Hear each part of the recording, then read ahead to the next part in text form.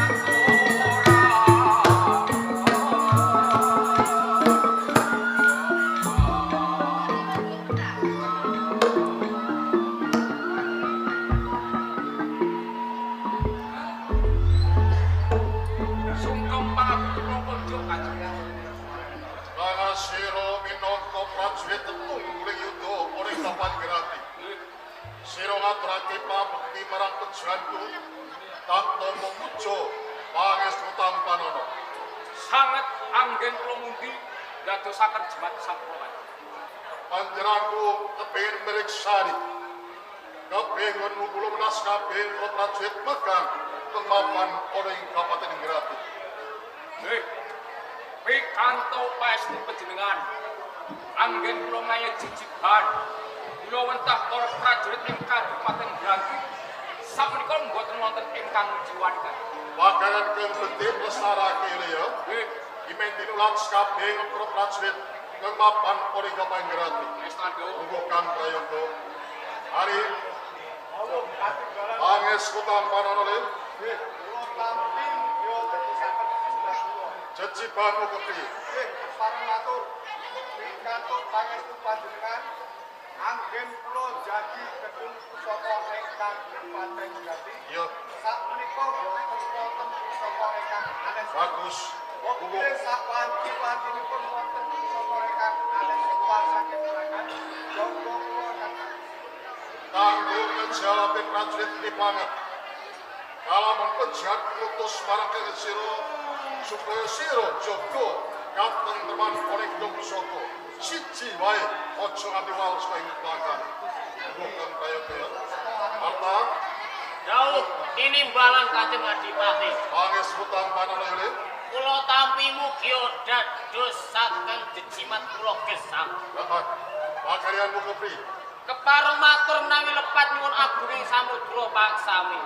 Anggen kula ngayahi jejiban jagi kantentreman wonten Kadipaten Granti. Kasunyatanipun manunggaling sedaya para prajurit menawi siang tansah graden ridaning peperangan menawi dalu jagi kawilujengan panjenengan dalu. Bagus. Lestariake ya. Angestaken dawuh. Nggih. Senopati Bandanuto. Dawuh katimbalan kula panjenengan. Sirong daakat pinoko ceceringi Siropati. Kaki protungguling para prajurit kang mapan oling Kabupaten Gratiparan Panatan. Kepareng matur menawi lepat nyuwun pangapunten kalepat. Ya. Anggen kawula njagi katentreman wonten ing Kadipaten Granti. Menika boten wonten badhe nguciwani tumrap panjenengan kala. Dasaripun menapa? Sapa wanci-wanci mengke wonten salah sawijining berat moko ingkang badhe damel karimpian wonten ing Kadipaten Granti. Cekap kula kalian para prajurit ingkang badhe ngrampungi karya kanjeng. Bagus. Rumolo soplong dakaning kecelakaan. Aturmu oneng iswarane iki dadi maring bombo rasa pegalih. Bukan kaya Wis akan dawuh. Nggih paring dawuh Kanjeng. Mas diwae kang siron meni rasa tondo petakon. Sering kalem garing grungkit diwancirikeun sira kabeh. Kang siron dak keparengke marak swaya piropo. Dak ilang supaya kabeh sekabeh prajurit unggahe para aparat negara dak hari suat unggah oleh pendapat ing Kawendat. Menika leres Kanjeng Adipati. Damel kaget raosipun maneh ngantos panjenengan ngempalake sedaya para kawula wonten ing Kabupaten Granti supados sowan wonten ing ngersanipun panjenengan. Estunipun wonten wigatos menapa Kanjeng? Nek pancen kowe terang terwoco kepengake marten. Nggih. Karurane opo nganti aku gelak sekabeh para aparat negara kang suwe-suwen durung ngerti diwancine anak kowe bandar itu Nggih kula panjenengan. aku kepengin ngerteni sakroe pensianku kang romo kuwi sing asta pangadilan ana ing Kabupaten. Kula saiki aku njaluk ali banget yang tiro muni galake pensian ana ing Kabupaten Grati soyo mati ana ing Kabupaten Grati kuwi mati ning opo ana sing kene Kanjeng Adipati ngantos panjenengan ngempalake sedaya payaka praja wonten ing Kabupaten Granti. Estunipun mung pengin mangertosi sinten to ingkang mangkon mejahi sudarmanipun panjenengan. yo Kanjeng Adipati nggih. Menawi panjenengan mojokake dhateng kula boten ateges kula nglincipi barang ingkang papak iku boten ngungkal gaman ingkang ketol iku boten. yo Nggih, kula badhe walaka kalian panjenengan. Sedane sudarmanipun panjenengan boten wonten kalih tiga ingkang renah. Sesembahan wonten ing Praja Majapahit nggih Bromatunja Kanjeng. Prabu Bromatunja Menika leres.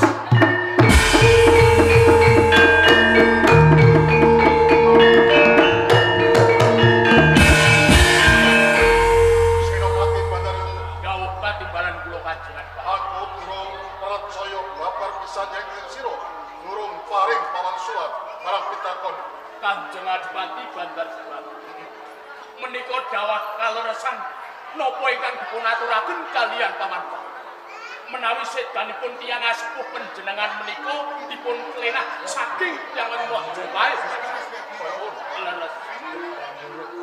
hek pancen kaya ngono saiki aku percaya karo PKB nek patining Sudarmaku Adipati Haryos Bandar kae kakrena muslim Majapahit soyo tan mongko ing bumi grati nalika semana diwene pemutihan ayo kinapa nganti sudar remaku mati katrena ini wong suwe Mojopahit wong kabeh padha diseseri ing titkalan gariku antar sebaik balo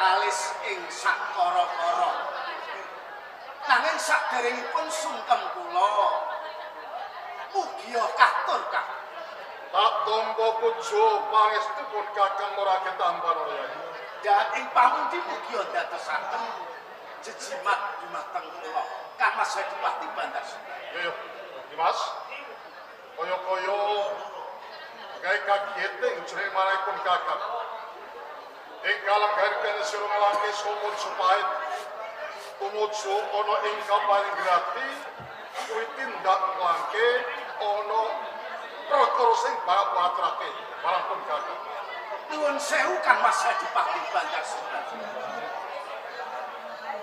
kepareng kula walaka kemawon menapa ta mala bukane ngantos kula minggah wonten ing Pendhaki Agung Kabupaten Grati pancen sepisan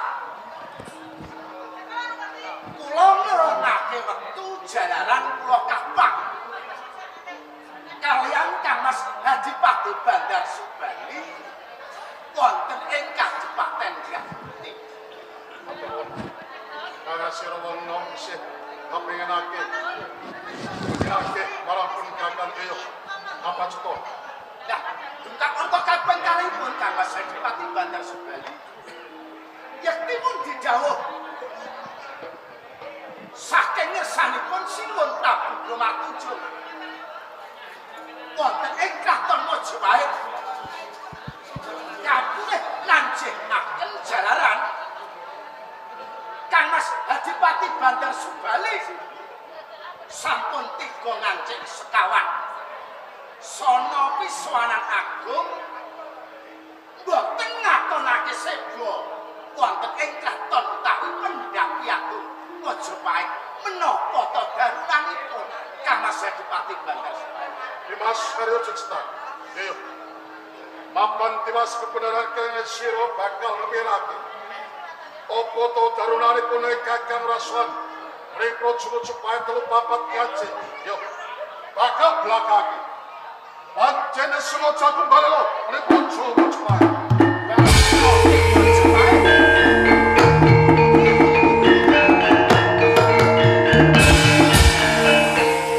Kang Mas Adipati Bandar Subali Mas menapa boten kelabuk aturipun Kang Mas Adipati Bandar Subali monggo jeneng Galelo niku cilik gedene badhe nyingkur agnipun wani dhateng panguwaos wonten ing Kraton Mojopahit yen to Kang Mas Adipati Bandar Subali boten cocok kalih pranatan ing Mojopahit monggo kula aturi Kang Mas Adipati Bandar Subali utusan kalawan prajurit sakembaran konjuk atur wonten ngersa dalem Sinuwun Prabu Bramatuja menapa ingkang dados darunanipun Dimas sejatiripun Kakang wae ngalake tindak mriko Mojopahit nanging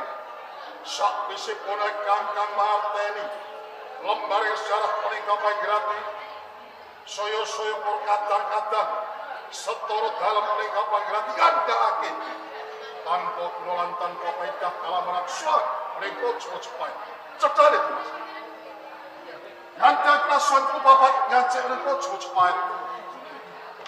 Margo aku mikirake batin Sudarma. Romo hati-hati Harius Bandar. Tanpa naliko semono Romo hati-hati Harius Bandar ki. Dadi adalah riko cepat. Sabra prastowo. Kaya sopo sing bisa mingkas kaliyo. Ora liyo. Romo hati-hati Harius Bandar. Nanging sak bisa aku mengerti krungu. Yen Romo hati-hati Harius Bandar saiki mati dikena Roma tunjuk semua cepat aku ki anak dilarang lanang sepisan kudu bisa pinter bebas kang kapitlu bisa mikul dhuwur mendem jelas pada wong tuwa nek ono wong tuwa kena keling dia apa anak cukup run sepeda wae Kang Mas Adipati Bandar Subali yen ngoten kula saged duduk ing parupa cedhanipun Kang Mas Adipati Bandar Subali Balelo mentang pranatan ing Majapahit namun kepengin sepisan mudi tuwuh dhateng sengganipun ingkang Rama ingkang nalika semanten dipun patraki pidana kelawan Simon Prabu Bramatuja ing Kraton Majapahit nanging Kang Mas Adipati monggo kula aturi panjenengan mrika menggalih kanthi wenehipun tirta kawicaksanan. Adipati Haryo Subandar nggih Sudarma Dalem. Menika pangasanipun wonten ing Kadipaten Granti kabawah perintah ing Kraton Majapahit. Cilike nek wani mentang agenge mboten sowan.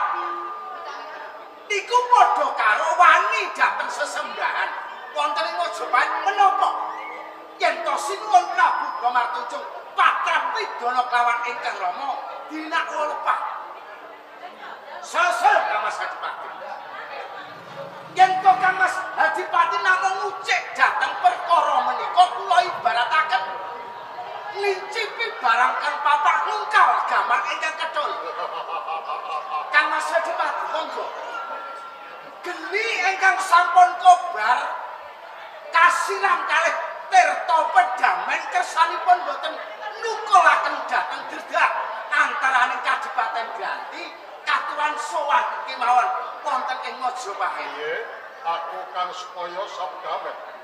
Mas, tak tekati nganti kukuting jagate Bandar Subali kang kuasa.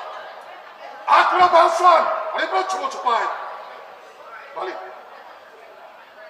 Kang Mas Adipati Bandar Subali tekaku ing Kadipaten Granti wiramung kaijenan ning dikanthi saperanganing prajurit saka Majapahit nek cetha Kang Mas Adipati Bandar Subali Balelo Kadipaten Granti tak biyuki batang sayuwa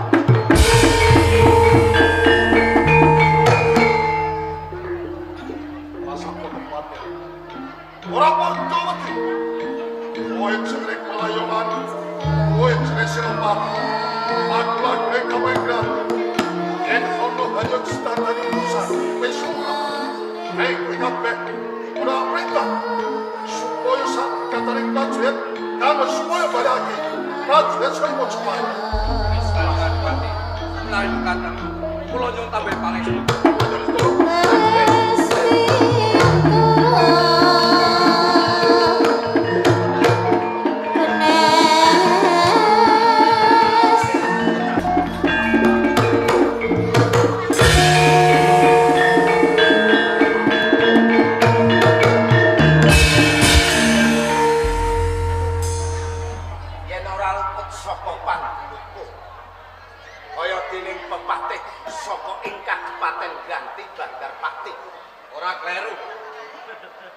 Pancen aku pepatih ana ing Granti, Bandarpati.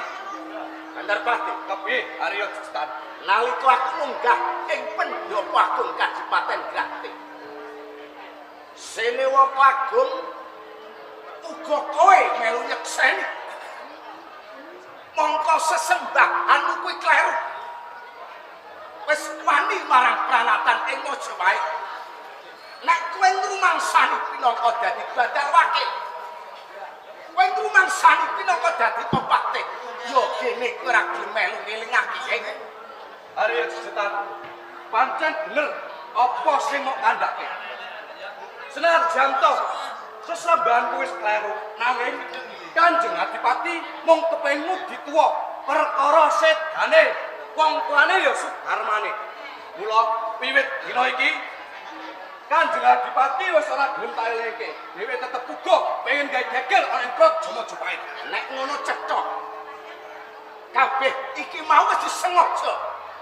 Kelawan Adipati ana ing Kadipaten Ganti Bandar Subali. Pancen bener. Apa kira milih marang kawula? Saka ing Majapahit sing tak kanthi munggah ana ing Kadipaten Bandar. Senajan to pengirip sekabeh prajurit saka Praja Majapahit, aku gogo prajurit saka Kabupaten